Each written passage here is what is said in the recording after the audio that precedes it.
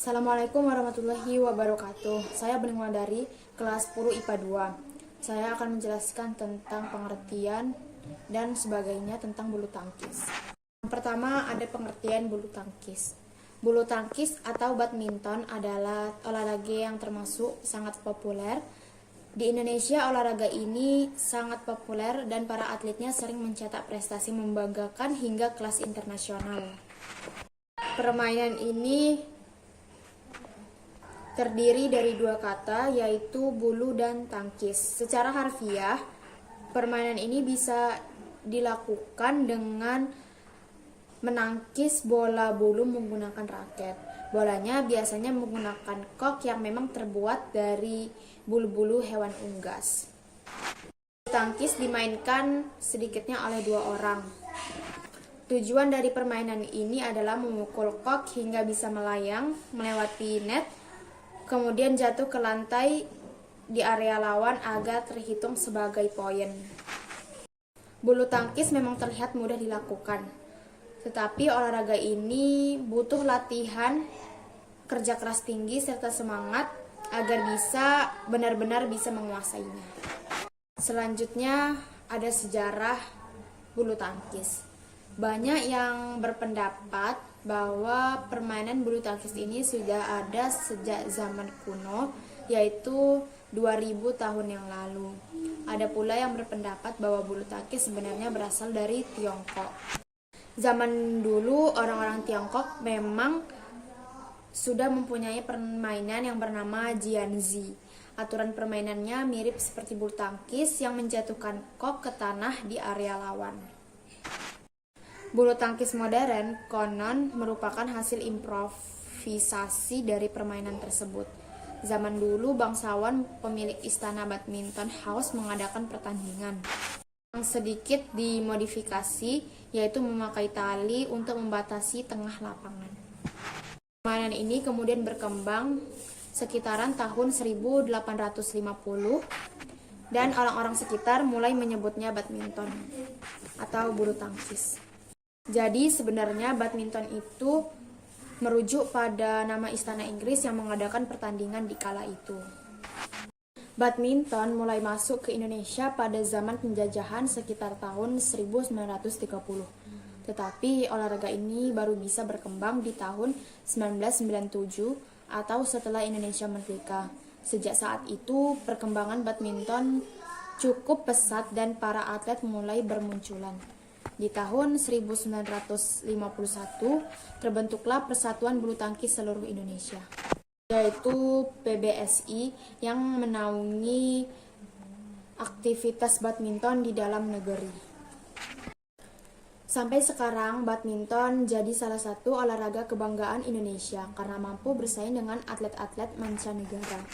Selanjutnya ada peraturan bulu tangkis. Permainan bulu tangkis memiliki sejumlah peraturan yang harus dipatuhi oleh semua pemain. Peraturan tersebut meliputi jumlah pemain, cara memulai pertandingan, hingga sistem perhitungan skor. Yang pertama ada perlengkapan bulu tangkis. Yang pertama diperlukannya raket yang memiliki panjang maksimal 68 cm dan lebar 22 cm. Panjang kepala raket atau area senar adalah 28 cm dengan lebar 22 cm. Raket biasanya terbuat dari kayu atau aluminium dengan berat yang tak lebih dari 150 gram. Yang kedua adanya kok. Kok terbuat dari 16 helai bulu yang ditancapkan pada gabus berdiameter sekitar 25-28 mm. Berat standar kok sekitar 4,74 sampai 5,5 gram. Sedangkan tinggi kok di antara 64 sampai dengan 74 mm. Selanjutnya ada jumlah pemain. Yang pertama ada tunggal, yaitu 1 lawan 1 dan bisa dimainkan oleh putra maupun putri. Yang kedua ada ganda, yaitu satu tim terdiri dari 2 orang. Yang ketiga ada ganda campuran, yaitu satu tim terdiri dari 2 orang, 1 putra dan 1 lagi putri. Yang ketiga selanjutnya penentuan awal permainan. Pertandingan diawali dengan undian, yaitu menggunakan metode lempar koin yang dilakukan oleh wasit. Undian ini untuk menentukan pemain mana yang harus melakukan servis terlebih dahulu.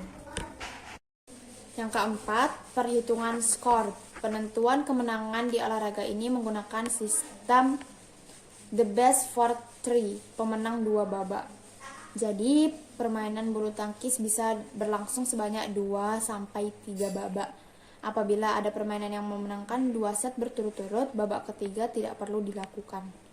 Di setiap setnya, pemenang adalah pemain yang berhasil mengumpulkan 21 poin terlebih dahulu. Apabila terjadi kedudukan imbang di skor 20-20, pertandingan akan dilanjutkan sampai salah satu tim unggul dengan selisih 2 poin. Beberapa pelanggaran yang terjadi di permainan bulu tangkis. Yang pertama ada kok menyangkut di net, raket menyentuh net saat memukul kok. Saat melakukan pukulan, raket melewati net dan masuk ke area tim lawan. Kok sudah dipukul tetapi jatuh di area sendiri. Itu berarti tidak berhasil melewati net. Saat menerima servis, pemain sudah bergerak dulu sebelum kok berhasil dipukul. Kok jatuh di luar lapangan atau muncul lewat bawah net, dan beberapa pelanggaran lainnya. Selanjutnya, ukuran lapangan bulu tangkis. Lapangan bulu tangkis ini berbentuk persegi panjang. Lalu di tengahnya dipisahkan oleh net yang terletak di bagian tengah. Pada pertandingan bulu tangkis tingkat profesional, lapangan yang digunakan harus memiliki ukuran standar yang sudah ditentukan oleh PBSI maupun PBWF.